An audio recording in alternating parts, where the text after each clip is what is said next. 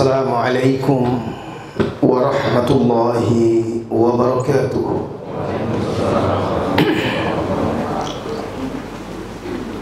Alhamdulillah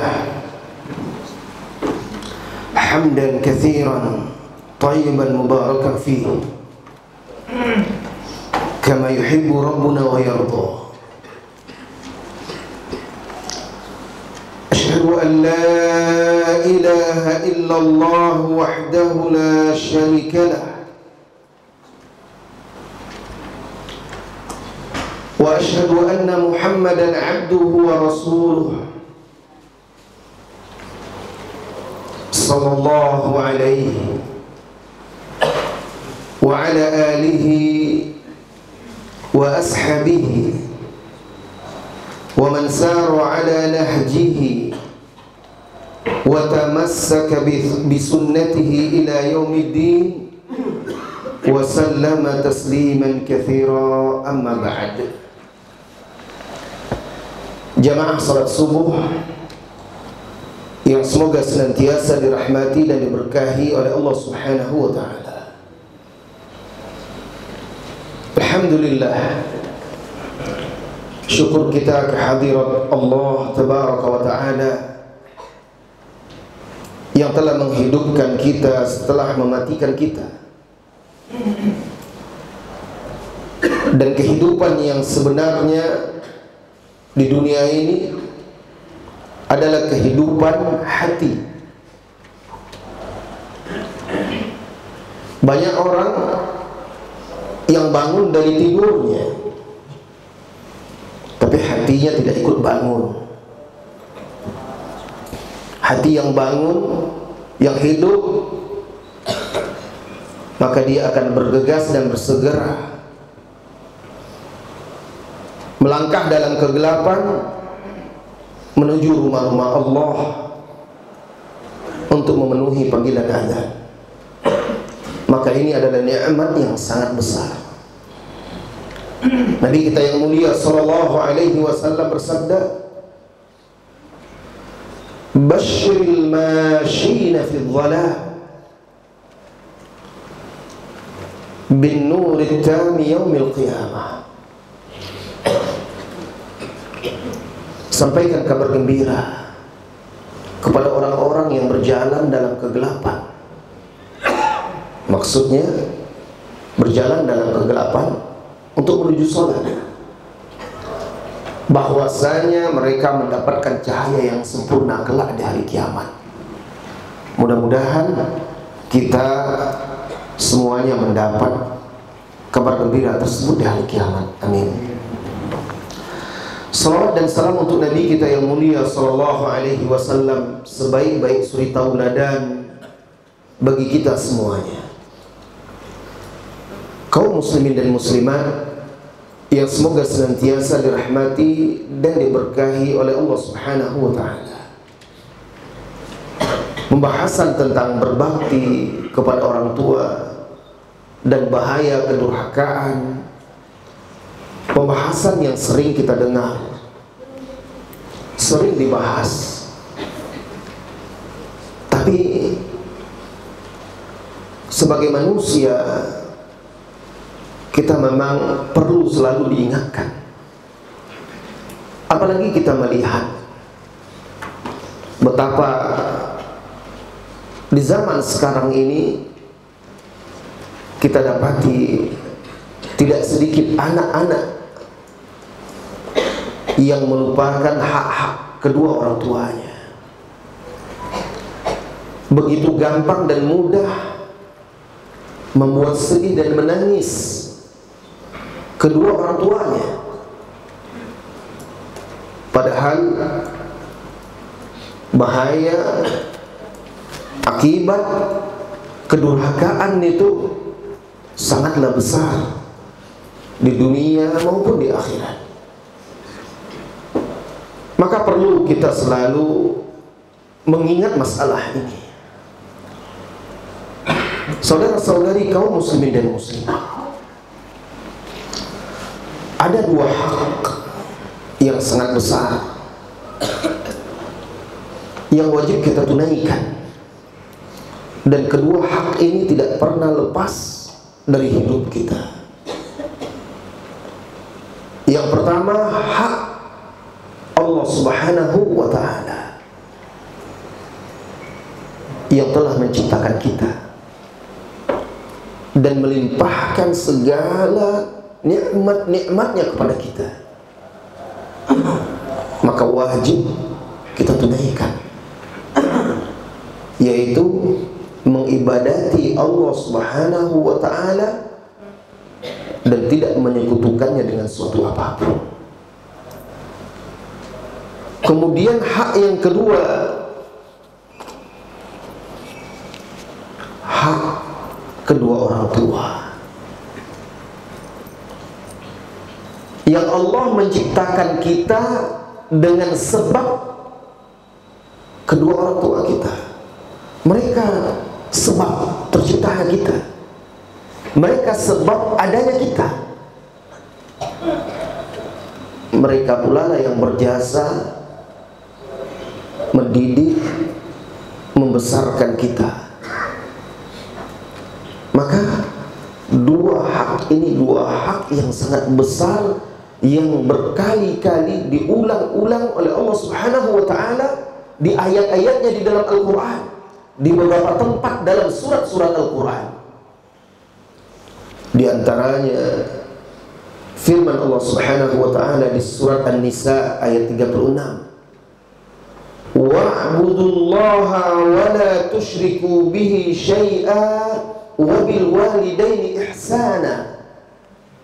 Artinya, dan ibadatilah oleh kalian Allah, janganlah kalian menyekutukannya dengan suatu apapun. Ini hak Allah. Serta berbuat baiklah kalian kepada kedua orang tua. Ini hak orang tua kita. Demikian juga Allah Subhanahu wa ta'ala berfirman di dalam surat Al-An'am mengingatkan masalah yang sama. Qul ta'alau atlu ma harrama rabbukum alaikum alla tusyriku bihi syai'a wa bil walidaini ihsana. Hai Muhammad sallallahu alaihi wasallam, katakan kepada mereka, mari saya akan bacakan kepada kalian apa-apa yang diharamkan oleh Tuhan kalian atas kalian. Yang pertama, janganlah kalian menyekutukan Allah dengan suatu apapun. Dan yang kedua, berbuat baiklah kepada kedua orang tua. Jangan durhaka. Kemudian di surat yang lain lagi, subhanallah, sampai seperti itu diulang-ulang oleh Allah. Ini menunjukkan pentingnya masalah ini, kedua hak ini. Apa kata Allah Subhanahu wa ta'ala di dalam surat Al-Isra ayat 23, wa qada rabbuka alla ta'budu illa iyyahu wa bil walidaini ihsana. Dan Rabbmu, Tuhanmu telah memutuskan, mewajibkan agar kalian tidak beribadah kecuali kepadanya saja, dan agar kalian senantiasa berbuat baik kepada kedua orang tua. Akibat tidak paham hak Allah, manusia jatuh dalam kesyirikan yang merupakan dosa paling besar. Akibat tidak paham hak orang tua, manusia jatuh dalam kedurhakaan. Dosa paling besar setelah dosa kepada Allah Subhanahu wa ta'ala. Wal-iyadu billah. Saudara-saudari kaum muslimin dan muslimat yang semoga senantiasa dirahmati dan diberkahi oleh Allah Subhanahu wa ta'ala. Begitu besarnya hak kedua orang tua, Sampai-sampai syukur kepada Allah itu Allah sandingkan dengan terima kasih kepada kedua orang tua. Dalam satu ayat, maaf alarm saya.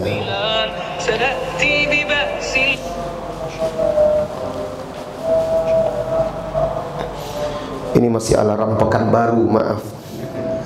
Pekanbaru subuhnya jam 5. Sebentar saya matikan, nanti dia akan berulang-ulang lagi.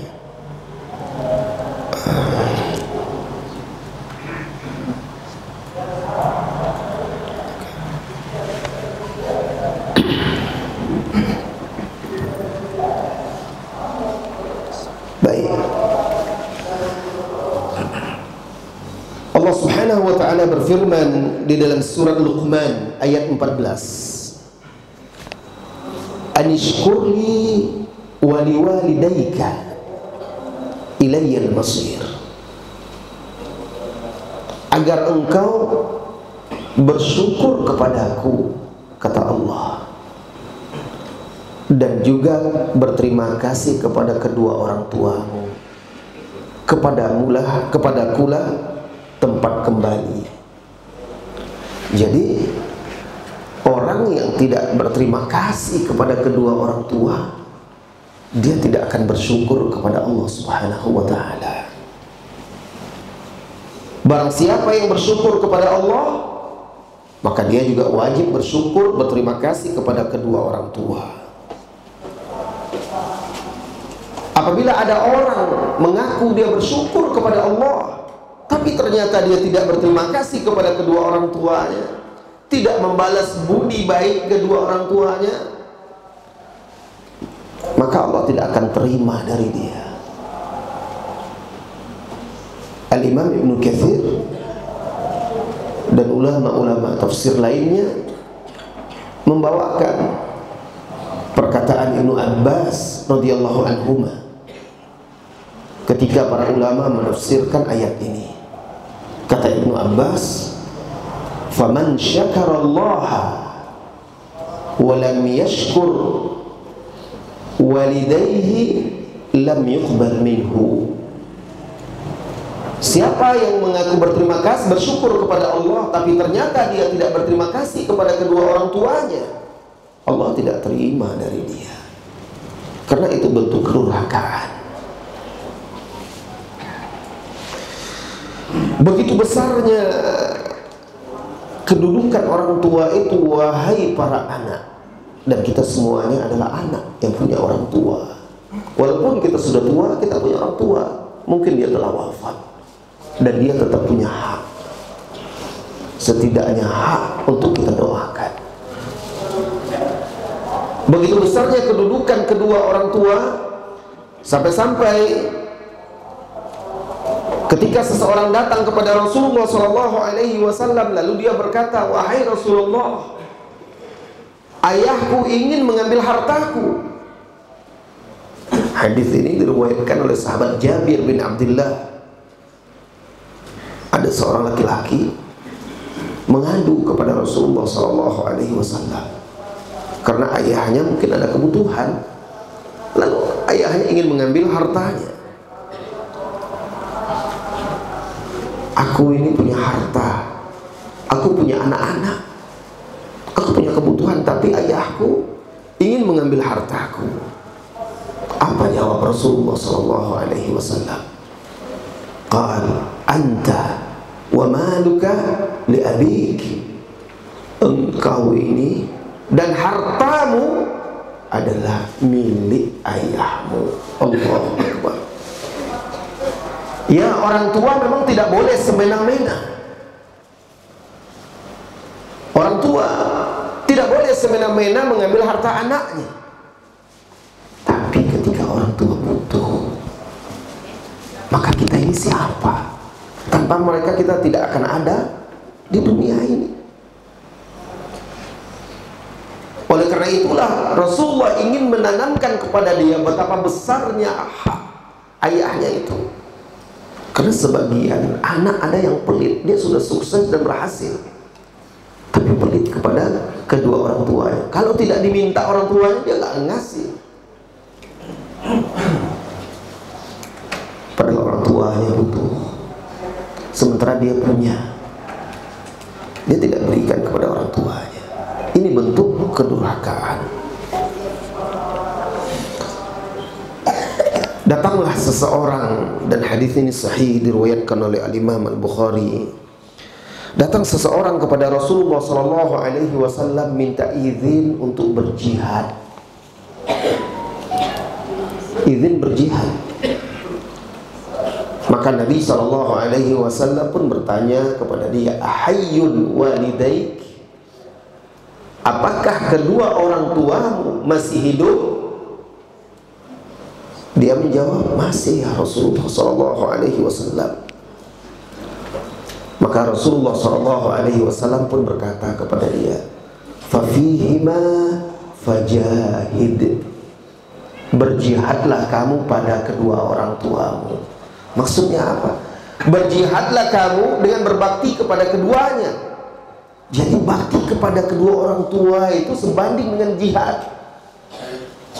Lihatlah, anak muda ini datang kepada Rasulullah SAW minta izin untuk ikut berjihad bersama Rasulullah SAW. Dia minta izin bukan untuk wisata, bukan untuk nongkrong, bukan untuk jalan-jalan, bukan untuk urusan duniawi. Dia minta izin untuk sebuah ibadah yang agung, tujuan yang mulia. Dia minta izin untuk pergi bersama Rasulullah SAW, berjuang di jalan Allah. Tapi orang tuanya sedih. Dalam riwayat lain disebutkan orang tuanya nangis. Kenapa? Karena dia anak laki-laki yang diharapkannya. Mereka membutuhkannya. Dalam riwayat lain Rasulullah SAW tanyakan kepadanya, kaifa taraktahuma, bagaimana engkau tinggalkan kedua orang tuamu? Maka anak muda ini menjawab, aku meninggalkannya dalam keadaan menangis, sedih. Orang tuanya ini menangis bukan karena disakiti, bukan karena kata-kata anak yang kasar, bukan karena perbuatan sang anak yang melukai hati ibu bapaknya, tidak. Karena sedih ditinggal anaknya pergi berjihad bersama Rasulullah SAW. Apa jawab baginda Rasulullah SAW? Irji' ilaihima, kembalilah engkau kepada kedua orang tuamu. Wa adhikhuma kama abkaitahuma, buat kembali keduanya tertawa sebagaimana engkau telah membuatnya menangis. Bagaimana dengan kita di zaman sekarang, anak-anak di zaman sekarang, membuat orang tuanya menangis karena berlaku buruk anaknya? Kedurhakaan seperti apa yang dilakukan oleh sang anak ini? Tidak sedikit anak-anak yang membuat orang tuanya menangis sedih karena perilakunya yang buruk kepada kedua orang tua.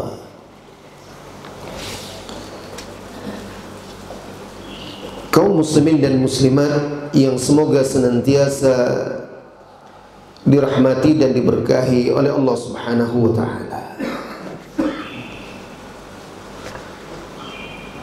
Durhaka kepada kedua orang tua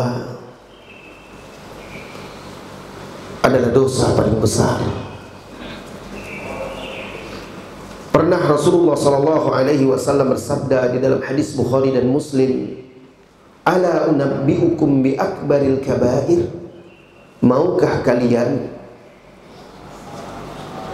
aku kabarkan tentang dosa yang paling besar? Qulna bala ya Rasulullah, kami mau ya Rasulullah. Beliau pun bersabda, al-isyraku billah wa uququl walidain, syirik, menyekutukan Allah, dan durhaka kepada kedua orang tua. Al-Imam Ibnul Jauzi menyebutkan apa itu durhaka. Durhaka itu, kata beliau, menyelisihi kedua orang tua dalam perkara-perkara yang mubah. dan tidak membahayakan sang anak, itu sudah termasuk durhaka. Perkara yang mubah, misalnya orang tua kita memerintahkan kita melakukan sesuatu yang mubah, maka itu menjadi wajib hukumnya bagi kita. Ada seorang ulama ahli hadis, ulama tabi'in, generasi setelah sahabat, namanya Haywah bin Shuraih rahimahullah ta'ala. Beliau biasa membuka majelisnya, kemudian mengajarkan hadis-hadis Rasulullah sallallahu alaihi wasallam. Suatu hari beliau sedang mengajar, membacakan kitab hadisnya kepada murid-muridnya. Ini imam ahli hadis di zaman tabi'in. Tiba-tiba datang ibunya manggil dia, "Ya Haywah," namanya Haywah, "wahai Haywah, alqi sya'ira 'ala ad-dajaj." Wahai Haywah, beri ayam makan. Syair itu gandum, berikan gandum kepada ayam. Ini sedang mengajar, datang maknya manggil. Untuk apa? Hanya untuk beri makan ayam. Beliau langsung tutup kitabnya, tutup majelisnya, segera mendatangi ibunya dan menjalankan perintah ibunya. Subhanallah. Siapa kita? Sesukses apa kita?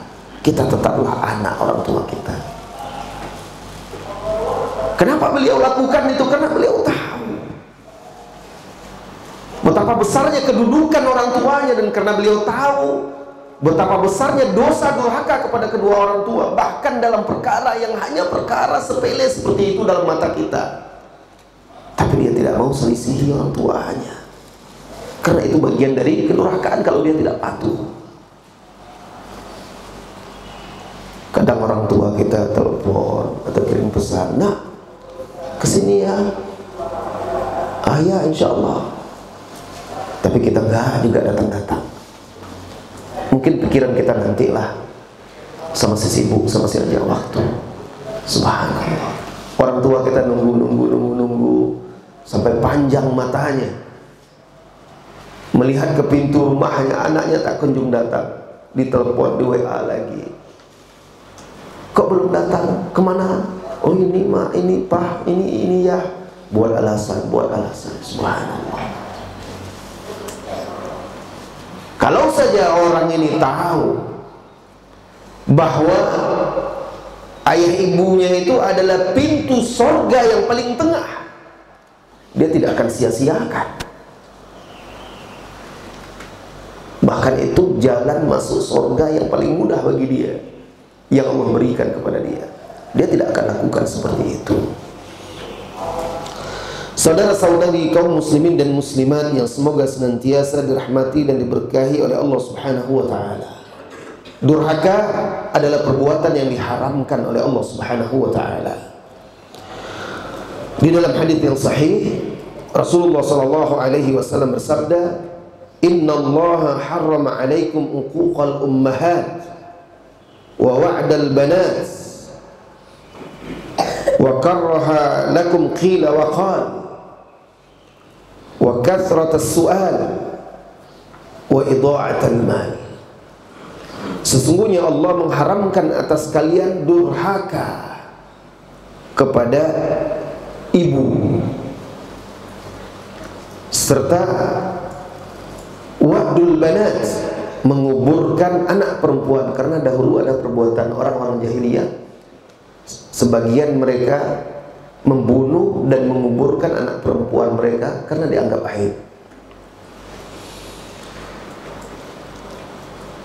Wa karraha lakum qila wa qal, dan Allah juga benci perbuatan kalian yang qila wa qal. Qila wa qal itu mengikuti sesuatu yang tidak bermanfaat, banyak berbicara, banyak mengikuti kata-kata, informasi-informasi, berita-berita yang tidak jelas. Itu khila wa qal.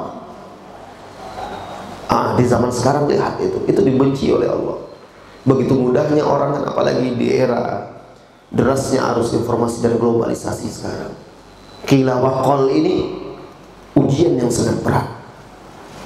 Orang dapat informasi satu langsung menyebar beritanya, sana sini tanpa teliti benar atau tidaknya. Banyak mengumbar kata-kata yang kadang tidak bermanfaat dan berguna. Dan juga Allah membenci kathratus su'al, banyak bertanya. Banyak bertanya yang tidak berguna dan tidak bermanfaat, serta membuang-buang harta. Seorang yang durhaka kepada kedua orang tuanya, maka dia terancam murka Allah Subhanahu wa ta'ala. Kenapa?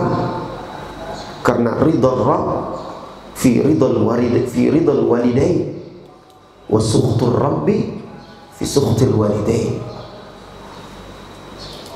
Ridhonya Allah itu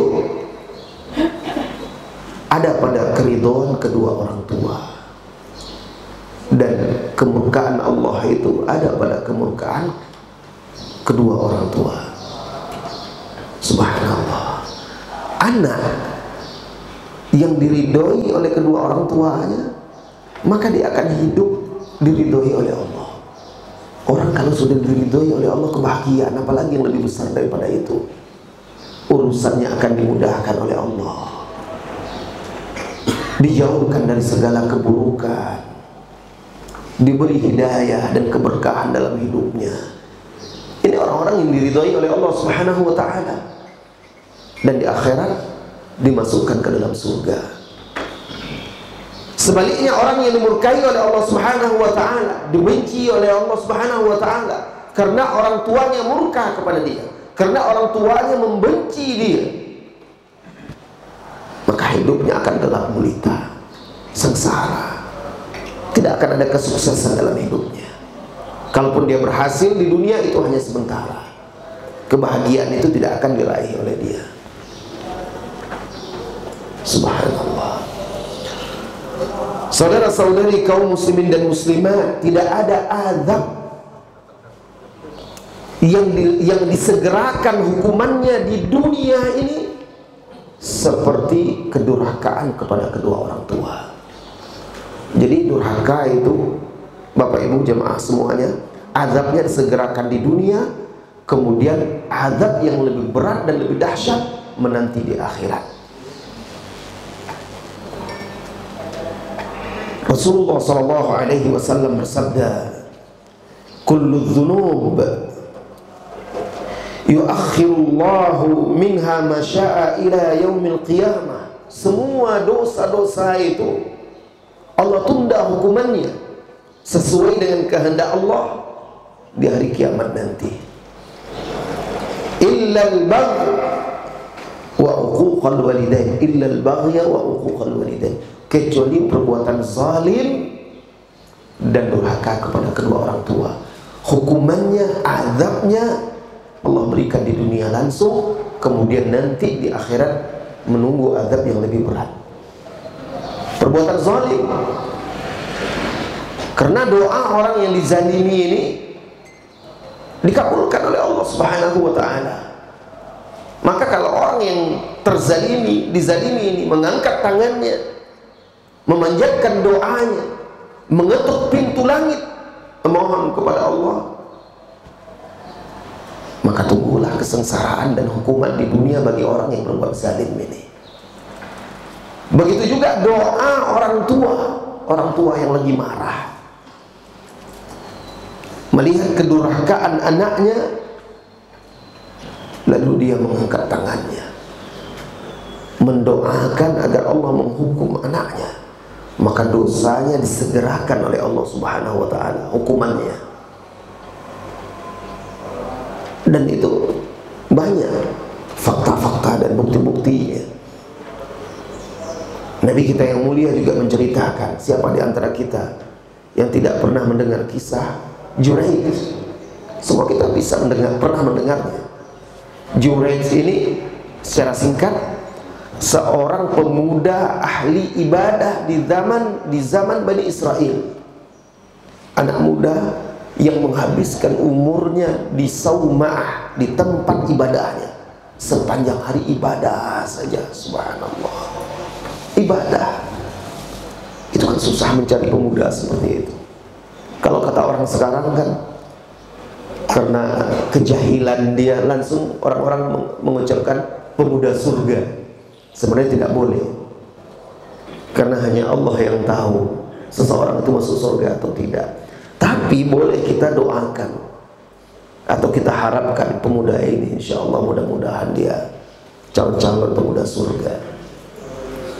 Nah, Juraij ini pemuda yang taat, yang soleh, senantiasa beribadah kepada Allah Subhanahu wa ta'ala. Pemuda yang diharapkan oleh kedua orang tua, harapan bundanya. Suatu hari dia sedang sholat, dipanggil oleh ibunya. Ini ada di dalam Sahih Bukhari kisahnya. Ya Juraij, ibunya mungkin ada keperluan. Dia bukan sedang main game, bukan disibukkan oleh handphone, bukan sedang bersama-sama teman-teman, tidak. Tapi dia sedang sholat. Dia berpikir dalam sholatnya, ya Rabb, ummi am salati. Dia bingung, apakah saya penuhi panggilan ibu saya atau teruskan sholat saya? Ini sholat kepada Allah, sementara itu panggilan ibu saya. Tapi kata para ulama, sholatnya ketika itu adalah sholat sunnah. Sholat sunnah, sementara yang panggilan orang tua adalah wajib untuk memenuhinya. Maka yang wajib harus didahulukan. Dia diam saja, dia pilih sholat. Ibunya manggil lagi, Juraij.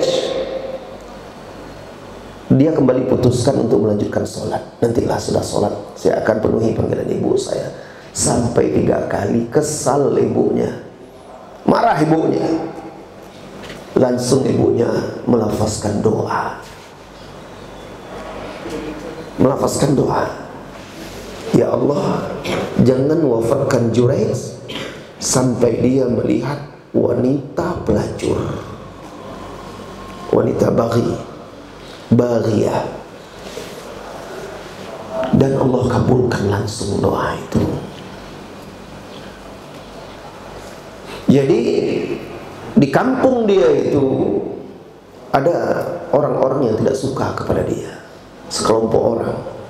Dan demikianlah orang-orang soleh, orang-orang taat, orang baik, pasti ada saja orang yang tidak suka. Mereka bayarlah seorang wanita pelacur untuk menggoda Juraij ini. Pergilah wanita itu, datang kepada Juraij dengan penampilan yang menarik, yang seksi. Datang menggoda Juraij, Juraij bergeming. Sama sekali tidak tergoda. Dia tetap fokus kepada ibadahnya, mendekatkan diri kepada Allah. Menari-nari wanita itu, membujuk rayunya, tidak berguna.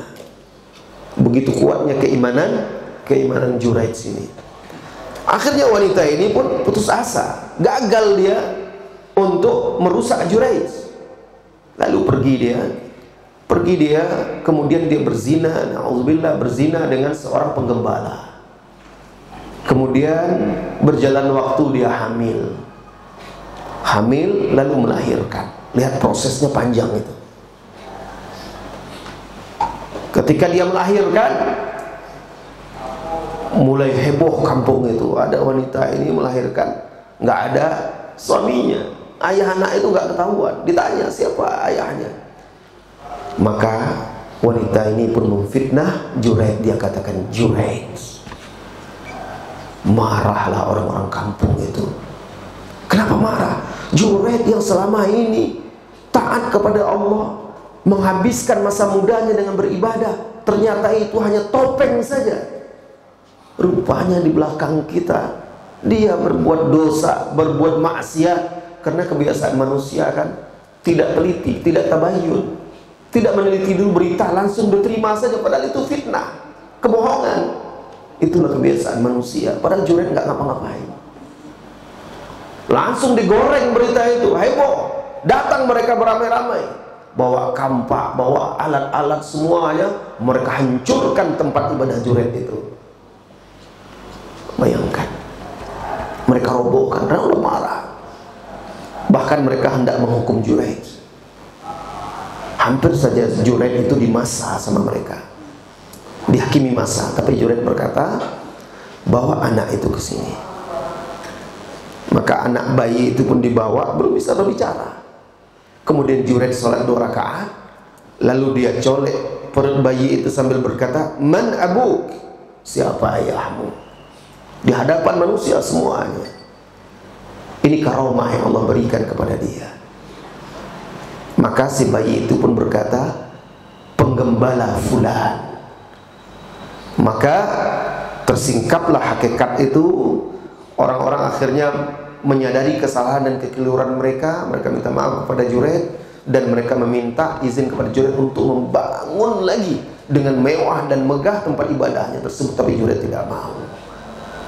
Cukup dikembalikan seperti sedia kala. Nah, intinya Junaid terkena doa ibunya, yang ibunya berdoa jangan wafatkan dia sampai dia melihat atau bertemu dengan wanita pelacur. Untung doanya hanya sampai dia melihat. Bagaimana kalau doanya lebih daripada itu? Ini akibat kedurhakaan. Ketika orang tua sudah murka, lalu sampai terlontar doa yang tidak baik kepada anaknya, habis. Rasul kita sallallahu alaihi wasallam bersabda, "Thalathun da'awat, thalathu da'awat." Ada 3 doa, laisa bainahunna wa bainallahi hijab. Tidak ada hijab pembatas antara 3 doa ini dengan Allah, langsung didengar. Da'watul mazlum, doa orang yang dizalimi. Wa da'watul musafir, doa seorang yang musafir dalam perjalanan jauh. Wa da'watul walid ala walidihi, doa orang tua yang marah terhadap anaknya. Hati-hati. Saudara-saudari kaum muslimin dan muslimat yang semoga senantiasa dirahmati dan diberkahi oleh Allah Subhanahu wa taala. Anak yang durhaka kelak di hari kiamat Allah tidak akan melihatnya, tidak akan memandangnya, dan Allah haramkan dia masuk surga. Al-Imam An-Nasa'i meriwayatkan hadis yang disahihkan oleh Syekh Al-Albani rahimahullahu taala dari Ibnu Umar. Nabi sallallahu alaihi wasallam bersabda, "Thalathun la yanzuru Allahu ilaihim yaumal qiyamah." Ada 3 orang yang Allah tidak akan melihat, memandang dia di hari kiamat. Yang pertama, al-aqu liwalidayhi, orang yang durhaka kepada ayah ibunya. Wal mar'atul mutarajjilah, wanita yang meniru-niru laki-laki, menyerupai laki-laki. Itu di zaman sekarang banyak wanita yang tidak puas dengan kodratnya sebagai wanita, pengen jadi seperti laki-laki. Sebaliknya ada pula laki-laki seperti itu juga. Zaman ini zaman yang timbangan telah terbalik. Dan yang ketiga, ad-dayyus wad-dayyus. Apa itu dayyus? Dayyus itu suami, pemimpin rumah tangga yang tidak punya kecemburuan terhadap agama keluarganya. Istrinya berbuat dosa, diam. Anaknya berbuat maksiat, diam. Tidak menegakkan amar ma'ruf nahi munkar. Istrinya sibuk chatting-chatting dengan laki-laki di sosmed, di grup-grup sosmed, dia diam saja, biasa aja, dianggapnya biasa. Anak perempuannya keluar tidak pakai jilbab, tidak menutup aurat, dia diam saja. Ini dayus. Tapi kalau dia sudah berusaha mengingatkan, mengajarkan, tetapi anaknya misalnya tidak patuh, nah ini lain hal. Dia sudah tunaikan kewajiban dia. Namun orang tua yang tidak peduli, ayah yang tidak peduli kepada anaknya, suami yang tidak peduli kepada istrinya, yang melanggar, ini dia dayus yang kelak di hari kiamat tidak dilihat oleh Allah Subhanahu wa taala. Wa thalathun la yadkhulunal jannah, dan ada pula 3 yang tidak masuk surga. Al-aqu liwalidayhi, anak yang durhaka kepada kedua orang tuanya. Wa mudminul khamar, pecandu miras, pecandu minuman keras dan apa-apa yang memabukkan. Wal mannan bima a'ta, orang yang menyebut-nyebut pemberian. Dia gemar memberi, bersedekah, tapi suka disebut-sebut, dibilang-bilang. Ini kan dia telah merendahkan orang yang diberinya. Kemana-mana ada sebut. Nah ini mannan, menyebut-nyebut jasanya pada orang. Saya sudah ada sering memberi dia, saya sudah sering begini begitu. Ini juga termasuk orang yang tidak masuk surga. Maksud tidak masuk surga di sini, kalau dia yang durhaka itu masih muslim, kalau yang pecandu khamar itu masih muslim, kalau yang manan itu menyebut pemberiannya masih muslim, lamanya, karena lamanya dia di neraka, maka disebut oleh Rasulullah SAW, dia tidak masuk surga. Ini akibat perbuatan durhaka. Saudara-saudari kaum muslimin dan muslimat, setelah kita tahu akibat perbuatan durhaka tersebut, lalu apa saja bentuk-bentuk kedurhakaan kepada kedua orang tua? Bentuk-bentuk durhaka kepada kedua orang tua, kata para ulama,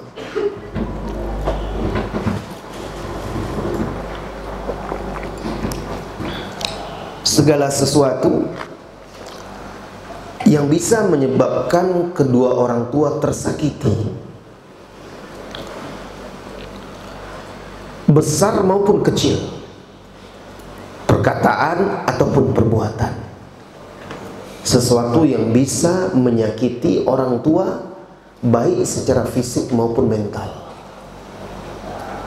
Perkataan kita, perbuatan kita, kalau itu membuat dia sedih, tersakiti, baik secara fisik maupun secara emosionalnya, mentalnya, ini sudah terhitung durhaka. Oleh karena itu Allah Subhanahu wa ta'ala katakan di dalam Al-Quran, وَلَا تَقُلْ لَهُمَا أُفْ وَلَا تَنْهَرْهُمَا وَقُلْ لَهُمَا قَوْلًا كَرِيمًا. Janganlah kalian katakan, ucapkan pada kedua orang tua kalian perkataan uf. Dalam bahasa Arab, dalam orang Arab mengungkapkan kata-kata uf itu bentuk tidak suka, atau enggan. Kalau orang kita kan kadang seperti itu. Ungkapan seperti itu saja kepada orang tua kita. Misalnya kita sedang ngobrol sama orang tua kita, lalu orang tua kita agak keras, atau ada kita tidak setuju, ini sudah berbahaya ini. Ini termasuk larangan Allah tadi di dalam surah Al-Isra tadi. Wala taqul lahuma uff. Wala tanharhuma, jangan kalian menghardik keduanya. Apalagi membentak, mengeraskan suara. Allah. Wa qul lahuma qawlan karima, tapi ucapkanlah kepadanya kata-kata yang lembut. Kita anak kepada orang tua itu seperti budak. Bahkan kita tidak akan pernah bisa membalas kebaikan orang tua kita sepanjang hidup kita. Semua harta kita berikan kepada dia. Kehidupan kita sepanjang hidup kita berkhidmat kepada dia, itu belum bisa menggantikan jasa kebaikan orang tua kita. Kecuali kata Nabi SAW, jika orang tua, salah seorang atau orang tua itu ternyata dia budak, lalu anaknya memerdekakan orang tuanya, dibebaskannya dari perbudakan, itu baru bisa. Seperti kan orang yang dibebaskan dari perbudakan itu seperti terlahir kembali ke dunia ini. Tapi karena nggak ada lagi perbudakan kan nggak mungkin itu. Artinya nggak bisa kita membalas budinya. Suatu ketika Ibnu Umar radhiyallahu anhuma sedang tawaf keliling Ka'bah. Ada seorang laki-laki tawaf menggendong ibunya yang sudah tua. 7 keliling loh itu, 7 putaran. Zaman sekarang orang pergi umroh bawa ibu atau bapaknya yang sudah tidak kuat, dia cari sewa kursi roda yang pendorong itu, bayar berapa real? Sekian. Orang yang mendorong itu lari sekencang-kencangnya. Lihat itu kalau pas di Safa Marwah itu, tidak sempat berdoa orang tua itu, karena orang yang dorong kan mengejar target. Sering ya bapak-bapak yang ibu yang sudah umroh pernah melihat itu pasti, atau jemaah orang Arab yang mendorong itu kencang-kencang minta ampun kan. Jarang anak yang sanggup melakukan itu. Bahkan karena saya sering membimbing umroh, itu sering saya lihat nanti diserahkan yang mendorong orang tuanya, dicarilah orang untuk bisa mendorong. Tapi karena kalau pakai kursi roda itu tawaf di atas dan itu lebar sekali, 7 keliling di atas itu seluas Masjidil Haram itu tawaf. Sang anak merasa berat, maka dia tidak ikut mendampingi orang tuanya dia tawaf di tempat dekat Ka'bah. Orang tuanya di atas didorong oleh orang. Padahal kalau dia yang mendorongnya dengan ikhlas, subhanallah, barangkali itu jadi sebab surga untuk dia.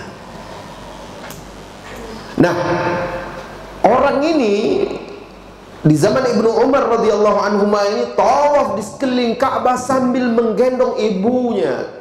Bahkan dia berkata ketika itu, saya bagaikan unta bagi ibu saya, punggung saya bagaikan unta bagi ibu saya. Lalu dia melihat Ibnu Umar, dipanggilnya Ibnu Umar, ya Ibnu Umar, lihatlah saya, apakah saya sudah membalas budi baik ibu saya? Apakah saya sudah menunaikan hak ibu saya? Apa kata Ibnu Umar? Tidak.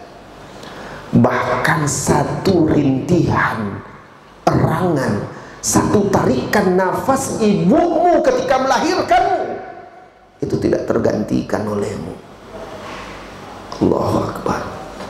Bagaimana kita akan membalasnya? Maka bisa saja kita berkata-kata lembut, tunduk kepada orang tua kita, ya ma, ya, itu sudah luar biasa baktinya, itu baiknya. Dan itu yang paling berat yang dilakukan oleh anak-anak di zaman sekarang. Anak-anak zaman sekarang kan sepele orang tua sama mereka. Kadang ngomong saja tidak melihat orang tuanya. Suatu ketika Abu Hurairah, sebagaimana diriwayatkan oleh Al-Imam Al-Bukhari di dalam kitab Al-Adabul Mufrad, Abu Hurairah melihat seorang pemuda berjalan dengan seorang orang tua, yang seorang yang sudah tua. Anak muda ini berjalan petentang-petenteng di depannya. Dia panggil oleh Abu Hurairah. Ditanya, siapa orang tua ini? Dia jawab, ayahmu. Kalau engkau berjalan dengan orang tuamu, ayahmu, berjalanlah di belakangnya. Kalau engkau duduk bersama orang tuamu, persilahkan dia duduk dulu. Subhanallah. Ada lagi sahabat, kalau dia sedang makan bersama ibunya, kalau makan kan bersama ibunya, lalu ibunya melihat ke lauk yang dia suka juga, dia nggak berani ngambil lagi itu. Takut kalau dia ambil, kecewa ibunya. Misalnya dia makan bersama orang tuanya, ada ibunya, di dekat ibunya ada lauk, di sini ada lauk yang lain lagi. Nah dia pengen ini, tapi ibunya melirik ke situ, dia nggak berani lagi. Begitu begitu penghormatan yang dia berikan kepada ibunya itu, Allahu Akbar. Nah, ini harus kita ajarkan kepada anak-anak. Kemudian termasuk bentuk durhaka juga kepada kedua orang tua, bermuka masam kepada orang tua, mengerutkan kening, atau kadang-kadang mentertawakan. Kadang kan namanya orang tua, kadang kan sudah gaptek lah di zaman sekarang. Kadang agak ketinggalan teknologi, kemajuannya. Kadang-kadang karena orang tuanya nggak paham, diketawain sama anaknya, dijadikan bahan olok-olokan. Ini durhaka ini sebenarnya. Ya mungkin orang tuanya ketawa juga, tetapi mungkin hatinya berkecil hati dia. Termasuk juga bentuk-bentuk kedurhakaan. Orang tua berbicara, kita sibuk dengan handphone. Nah, ini anak-anak di zaman sekarang ya. Orang tua bicara kepada diri, sibuk aja dengan handphone. Sibuk dengan urusannya, tidak mau mendengarkannya. Membuat orang tua menangis, sedih dengan perkataan dan perbuatan, kurang berkhidmat kepadanya, mengeraskan suara. Kemudian juga ketika ibu kita masak misalnya, terus kita rasa kurang, ada yang kurang, kita celah makanan masakannya. Ini juga kedurhakaan kepada ibu. Jarang menemuinya karena sibuk dengan anak istri, ya, jarang menanyakan keadaannya, sibuk dengan pekerjaan-pekerjaan sehingga lalai. Ini juga durhaka kepada kedua orang tua. Saudara-saudari kaum muslimin dan muslimat, saya pernah membaca di dalam salah satu buku para ulama-ulama kita yang membahas tentang berbakti kepada kedua orang tua. Jadi ada suami istri, ada sekeluarga. Orang tua mereka itu sudah tua dan sudah pikun. Sehingga karena terlalu lama tinggal bersama sang anak ini, istrinya sudah mulai jenuh untuk ikut mengurus orang tuanya. Orang tuanya sudah pikun. Kalau orang tua sudah pikun itu kadang kan buang air juga sudah tidak beres lagi. Harus ya diperlakukan seperti anak kecil lagi kondisinya. Butuh perhatian. Kadang baru sebentar dia melakukan sesuatu dia lupa. Kadang ada saja di rumah itu yang tidak cocok dengannya. Akhirnya karena sepakatlah suami istri ini membuatkan tempat khusus untuk orang tuanya yang terpisah dari rumah mereka. Masih di dekat rumahnya, satu pekarangan, tapi terpisah kamar orang tuanya. Setiap hari mereka letakkan makanan dalam piring plastik, mereka antar ke orang tuanya. Itu saja, tapi tidak makan bersama, ya, jarang ditemani. Sampailah akhirnya orang tuanya itu wafat. Ketika orang tuanya wafat, lalu sang ayah ini akan membuang piring bekas ini dulu, piring yang dia selalu berikan kepada orang tuanya, piring plastik itu. Saat dia mau buang, diambil oleh anaknya. Apa kata anaknya? Jangan buang, ayah. Ini saya akan simpan. Kelak saya akan berikan makan untuk ayah dengan ini juga. Kedurhakaan anak terkadang diwariskan oleh orang tua. Sang anak melihat orang tuanya tidak berbakti atau kurang berbakti kepada orang tuanya, dia pun terbiasa dengan sikap-sikap seperti itu. Dan itu bagian dari hukuman yang Allah berikan. Tidak sedikit sebab kedurhakaan orang anak kepada orang tua ternyata karena anaknya belajar durhaka itu dari orang tua. Dia lihat ayah ibunya jarang nengok nenek kakeknya. Dia lihat ayah orang tua jarang menghubungi kakek neneknya, menanyakannya dan segala macam. Sehingga dia seperti itu juga nanti kepada kedua orang tuanya. Ini termasuk dalam hadis tadi yang mengatakan di antara dosa yang disegerakan hukumannya di dunia itu adalah kedurhakaan. Salah satu dalam bentuk itu anaknya kelak akan durhaka juga. Saudara-saudari kaum muslimin dan muslimat yang semoga senantiasa dirahmati dan diberkahi oleh Allah Subhanahu wa taala, kita berlindung kepada Allah dari kedurhakaan kepada kedua orang tua. Mudah-mudahan kita semua, anak-anak kita, dijadikan anak-anak yang berbakti kepada kedua orang tua. Kalau orang tua kita masih hidup, maka jagalah mereka, jangan sia-siakan, karena itu jalan pintas dan pintu untuk masuk surga. Masalah berbuat baik kepada orang tua bukan masalah bukan pilihan, bukan pula masalah giliran dengan saudara-saudara kita, tapi itu adalah masalah kewajiban, dan itu adalah masalah masuk surga. Apa kita mau giliran masuk surga? Kadang kan orang tua kita sakit, kita sama saudara kita, sudahlah, kamu dululah, ini saya masih sibuk, kamu dulu jaga ibu, jaga bapak, nanti saya. Subhanallah, apa ada orang mau masuk surga seperti itu? Nggak ada. Ini masalah masuk surga, rebutan harusnya.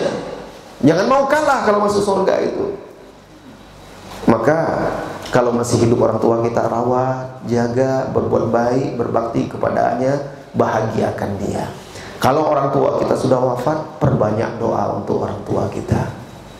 Doakan rahmat, doakan ampunan, doakan agar dia masuk surga, sehingga bisa berkumpul jika kelak kita juga dimasukkan oleh Allah ke dalam surga, mudah-mudahan. Amin ya rabbal alamin. Begitu juga banyak ibadah. Apapun ibadah yang kita lakukan, maka pahalanya akan mengalir kepada orang tua kita yang telah wafat. Ziarahi kuburannya, sebagaimana Rasulullah SAW menziarahi kuburan ibunya. Baik saudara-saudari, ini materi kajian kita pada pagi hari ini. Mungkin ada 3 pertanyaan bisa saya jawab. Kalau ada yang mau bertanya sebelum kita tutup, silahkan kalau ada pertanyaan. Silahkan Pak. Bapak ini dulu ya. Masih Ustaz, ini tapi masih masalah dosa. Iya. Saya mau tanya, iblis itu dilaknat oleh Allah. Apa kira-kira perbuatan iblis itu? Apakah karena dia syirik pada Allah atau karena perbuatan dia yang lain? Iya. Terima kasih. Baik. Pertanyaan yang bagus. Pertanyaannya terkait dosa.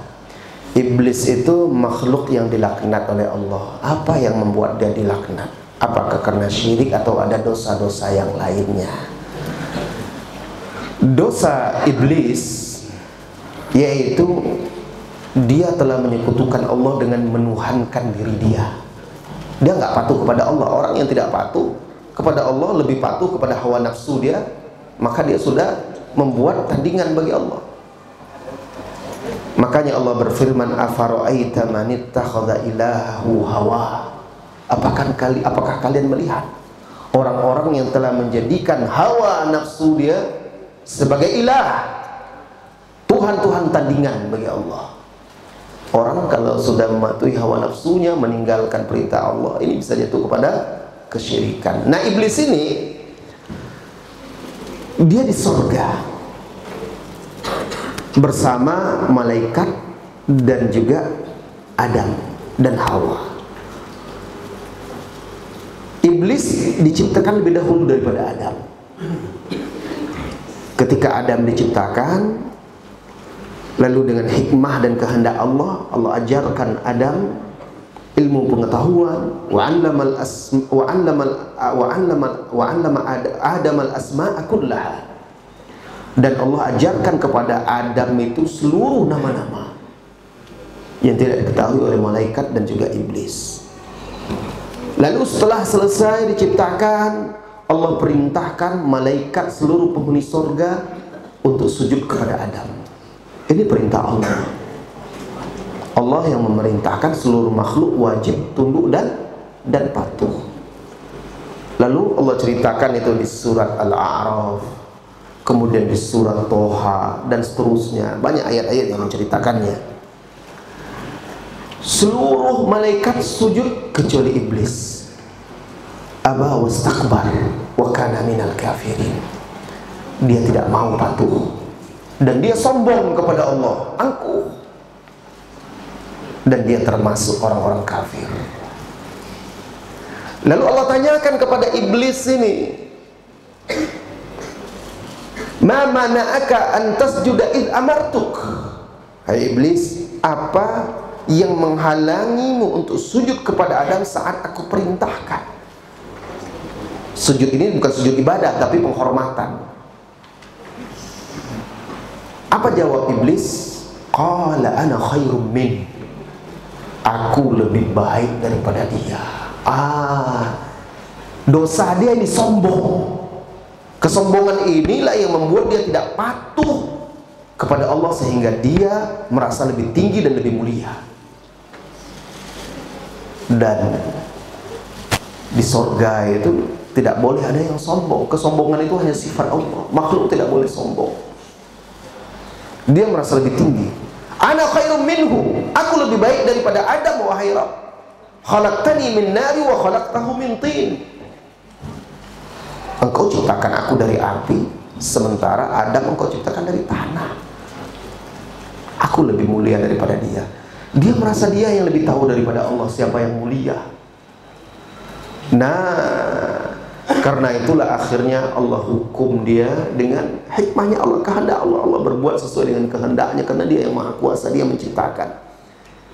Maka diusirlah iblis, dikeluarkan dari sorga. Dikeluarkan dari sorga dan dilaknat sampai hari kiamat. Sudah seperti itu bukannya tobat, menyadari kesalahannya untuk bertobat. Dia tahu dia salah, tapi dia terus, apa kata dia? Sebentar, saya minjam mushaf, minjam Al-Quran. Ya, tolong ambil mushaf.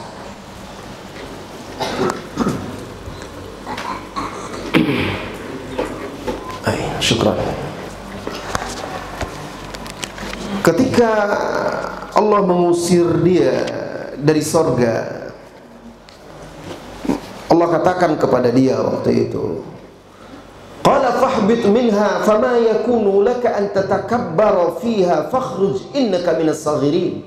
Hai iblis, keluar dari sorga. Tidak pantas bagimu untuk sombong di dalamnya. Keluarlah, sesungguhnya engkau termasuk makhluk yang hina. Lalu iblis pun berkata, qala anzirni ila yaumi yub'atsun. Wahai Rabb, tangguhkan ajalku sampai hari dibangkitkan. Dia minta ditangguhkan sampai hari berbangkit. Maka Allah jawab, qala innaka minal munzirin. Engkau termasuk makhluk yang ditangguhkan ajalnya sebagai ujian bagi manusia. Nah, iblis ini sudah seperti itu, minta tangguhkan ajal bukan dalam rangka biar bisa memperbaiki kesalahan dia, tapi rupanya untuk semakin durhaka kepada Allah. Dia katakan setelah itu, qala fa bima aghwaytani la aqudanna lahum siratakal mustaqim. Wahai Tuhan, wahai Allah, wahai Rabb, karena engkau telah menyesatkanku, ya sudah, saya akan sesatkan hamba-hambamu dari jalan yang lurus. Ini dosa dia. Dia tidak patuh kepada Allah. Sudah dihukum, malah semakin menjadi-jadi. Maka dia menjadi makhluk yang dilaknat oleh Allah Subhanahu wa ta'ala. Ya, itu dosa dia. Jadi dosa yang paling besar itu dosa syirik. Dan syirik itu macam-macam. Salah satu bentuk kesyirikan itu yang mempertuhankan hawa nafsunya, sehingga akhirnya membuat dia tidak patuh kepada Allah Subhanahu wa ta'ala. Ketundukan, kepatuhan kepada Allah itu adalah buah dari tauhid. Ketundukan dan kepatuhan kepada Allah itu adalah buah dari tauhid. Allahu a'lam bis-shawab. Ya, silakan lanjut lagi. Udah. Terima kasih. Oh ya. Silakan Pak. Assalamualaikum warahmatullahi wabarakatuh. Waalaikumsalam warahmatullahi wabarakatuh. Mohon ditanya, Ustaz. Iya. Apakah dalam Islam ada istilah kualat? Kualat. Kedua, apakah kualat itu juga dosa? Mohon penjelasan. Iya, kualat itu apa ya? Dosa, bahasa Jawa. Nggak, kalau perbuatan kualat itu seperti apa contohnya? Contohnya seperti mengundang. Oh, itu. Apakah itu kualat? Ya, itu kan dongeng ya, tapi contoh lah gitu ya. Kalau sesuai dengan dongeng itu perbuatan orang tua, perbuatan anak itu durhaka kepada orang tua. Ya, itu dosa, kedurhakaan, karena dia akan melupakan orang tuanya. Islam adakah itu, Pak? Durhaka itu, ya itulah yang kita bahas tadi. Kualat tadi. Kalau kualat, maaf, kalau yang dimaksud kualat itu sikap perbuatan yang tidak pantas kepada kedua orang tua, maka itu dosa. Dalam Islam ada. Kualat maksudnya balasannya, Ustaz. Balasannya. Karma gitu, Mas. Oh gitu. Hukuman dia dihukum oleh Allah menjadi seperti itu gitu. Oh itu. Bukan perbuatan dia. Oh iya. Iya iya. Kalau perbuatan kepada orang tua lalu dia dihukum seperti dalam dongeng maling kundang, kita tidak pernah temukan. Tapi orang-orang yang dihukum oleh Allah menjadi makhluk lain itu ada. Orang-orang Yahudi itu, sekelompok orang Yahudi itu pernah dihukum oleh Allah menjadi monyet, dirubah bentuknya oleh Allah, ya. Nah, dihukum karena ketidakpatuhannya kepada Allah. Itu diceritakan dalam surah Al-A'raf juga, ya, di juz 9 Allah ceritakan sekelompok. Nah ini dia. Jadi ada waktu itu satu kampung di zaman Bani Israel sebelum Nabi Muhammad SAW. Kampung itu berada di tepi laut Merah. Dan kehidupan mereka dari mencari ikan. Orang Yahudi itu kan ibadahnya di hari Sabtu. Allah uji mereka di hari Sabtu itu. Kalau hari Sabtu ikan banyak muncul ke permukaan, mudah mereka menangkap ikan. Giliran di hari lain itu ikan susah. Nah, kan ujian seperti itu. Kalau jadwal-jadwalnya ibadah, kita juga seperti itu. Banyak godaan dunia ini. Jadi mereka diuji oleh Allah. Sampai akhirnya ada satu orang yang tergoda. Dia pikirlah gimana caranya supaya bisa dapat ikan yang di hari Sabtu ini. Dia buatlah perangkap di hari Jumat. Dia biarkan perangkap itu, dia tetap pergi beribadah di hari Sabtu. Selesai dia hari Minggu, dia ambil perangkap itu, sudah dapat ikan yang banyak. Taulah tetangga-tetangganya, warga yang lain, dia melakukan itu, ikut-ikut semuanya. Ikut semuanya, mereka menangkap ikan hari Sabtu itu. Akhirnya mereka lalai. Mereka tinggalkanlah tempat-tempat ibadah mereka di hari Sabtu itu. Kemudian diingatkan oleh orang-orang soleh, orang-orang baik, tapi mereka tidak terima. Akhirnya apa? Akhirnya Allah hukum mereka menjadi monyet. Lalu sehari saja setelah itu dimatikan oleh Allah. Nah ini kan dikutuk, kualat mereka kepada Allah Subhanahu wa ta'ala. Kalau memang seperti itu yang maksudnya kualat. Allah ceritakan di dalam surah Al-A'raf, saya bacakan di ayat 163 dan seterusnya. Was'alhum 'anil qaryati allati kanat hadiratal bahr. Tanyakan kepada mereka yang Muhammad cerita tentang satu kampung yang terletak di tepi laut. Idh ya'duna fis sabti idh ta'tihim haitanuhum yawma sabtihim syurra'u wa yawma la yasbituna la ta'tihim kadzalika nabluhum bima kanu yafsukun. Ketika mereka melampaui batas di hari Sabtu, tak kala ikan-ikan banyak datang kepada mereka di hari Sabtu saat mereka beribadah, dan di hari-hari lain ikan-ikan itu tidak muncul, tidak datang. Demikianlah kami menguji mereka karena sebab kefasikan mereka. Wa idh qalat ummatun minhum lima ta'idhuna qauman illah muhlikuhum aw mu'adzibuhum 'adzaban syadida qalu ma'dziratan ila rabbikum wa la'allahum yattaqun. Ingatlah, ada sekelompok dari mereka itu menegur orang-orang yang amar ma'ruf nahi mungkar. Jadi kampung itu terpecah menjadi 3. Yang bermaksiat dan meninggalkan ibadah di hari Sabtu, yang menegakkan amar ma'ruf nahi mungkar menasihati mereka, yang tidak peduli malah berkata kepada orang-orang yang beramar ma'ruf nahi mungkar, ngapain kalian nasihati mereka? Sudah biarkan urus diri masing-masing, biarkan saja mereka dihancurkan oleh Allah. Mereka yang berdosa, mereka yang akan dihukum oleh Allah. Apa jawab orang-orang yang soleh ini? Qalu ma'dziratan ila rabbikum wa la'allahum yattaqun. Kami nasihati mereka, kami amar ma'ruf nahi mungkar, kami tegur, kami ingatkan mereka untuk menunaikan kewajiban kami agar kelak lepas tanggung jawab kami di hadapan Allah. Dan yang kedua, agar mereka itu bisa sadar, kembali bertakwa. Kan itu tujuan amar ma'ruf nahi munkar. Kemudian berlalu waktu, mereka terus tenggelam dalam dosa dan maksiat. Falamma nasu ma dzukiru bihi anjayna alladhina yanhauna 'anis su' wa akhadna alladhina zalamu bi'adzabin ba'isin bima kanu yafsukun. Tatkala mereka lupa apa yang diingatkan kepada mereka, kami selamatkan orang-orang yang melarang mereka melakukan keburukan, dan kami hukum orang-orang yang zalim dengan azab yang hina karena perbuatan kefasikan mereka.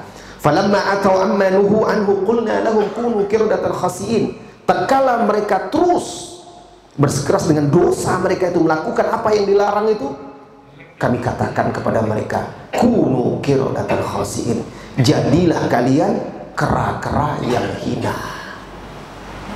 Jadi orang-orang yang soleh itu pergi hijrah meninggalkan kampung itu, mereka bangun tembok pagar.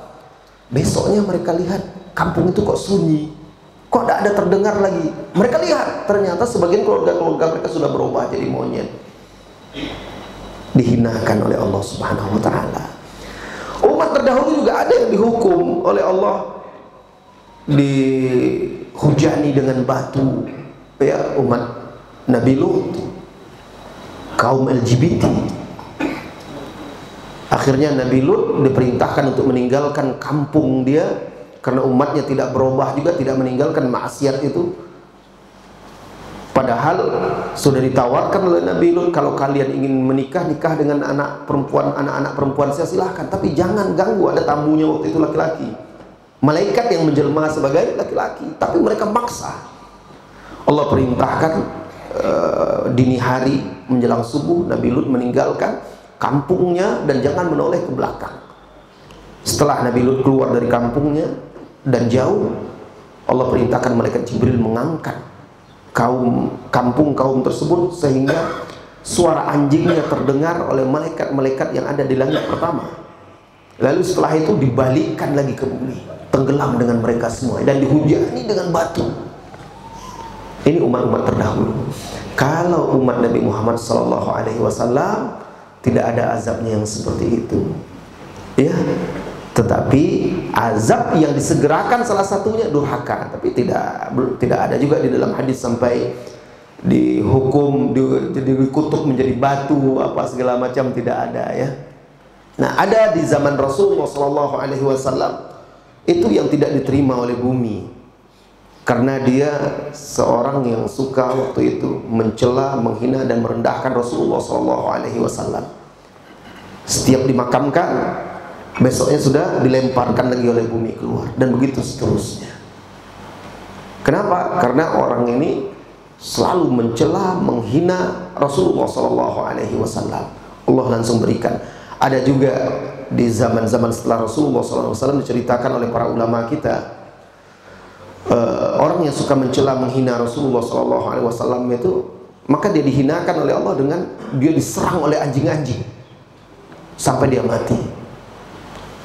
Di zaman Rasulullah ada pula seseorang, waktu itu dia makan tangan kiri, makan atau minum dengan tangan kiri. Lalu kata Rasulullah, ya fulan kul biyaminik, fulan makan dengan tangan kananmu. Dia jawab dengan sepele, saya tidak bisa, kata dia.